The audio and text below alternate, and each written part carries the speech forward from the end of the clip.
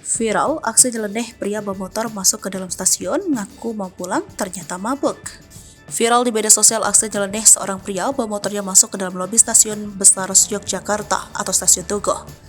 Aksi nyeleneh pria yang bawa masuk motornya ke dalam stasiun itu sontak membuat bingung petugas stasiun Tugu.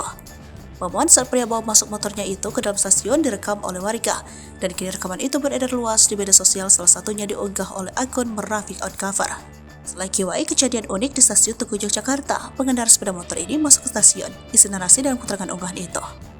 Dalam video singkat yang beredar di platform, terlihat pengendara mendatangi resepsionis di stasiun Tugu Yogyakarta tanpa memarkirkan sepeda motornya.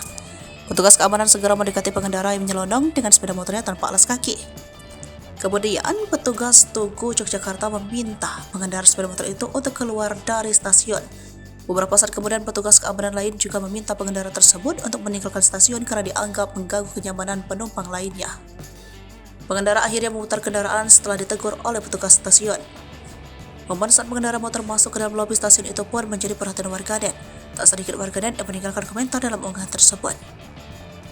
PT KAI Daob 6 Yogyakarta merespon insiden tersebut.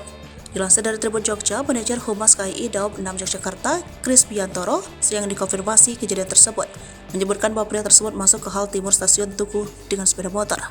Ia juga menjelaskan bahwa pria tersebut diduga terpengaruh minuman keras dan tindakan yang dilakukan tidak pantas untuk ditiru. Ia menjelaskan bahwa hal timur stasiun Tugu seharusnya digunakan untuk kegiatan non-komersial masyarakat, dan ia menghimbau agar tindakan yang dilakukan oleh pria tersebut tidak ditiru.